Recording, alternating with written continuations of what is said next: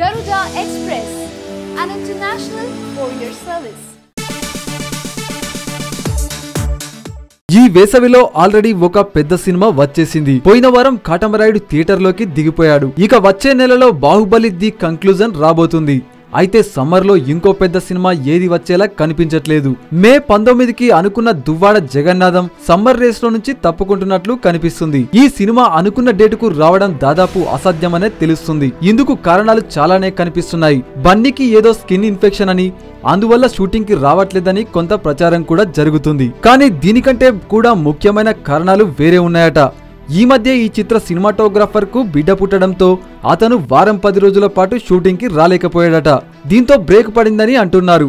అంతకుముందు కర్ణాటకలోని ఒక గుడిలో అనుకున్నంతగా షెడ్యూల్ జరగలేదని, మధ్యలో దిల్ రాజు సతీమణి మరణం వల్ల కొన్ని రోజులు షూటింగ్ ఆగిందని, దీంతో అనుకున్న ప్రకారం టాకీ పార్ట్ పూర్తవలేదని అంటున్నారు.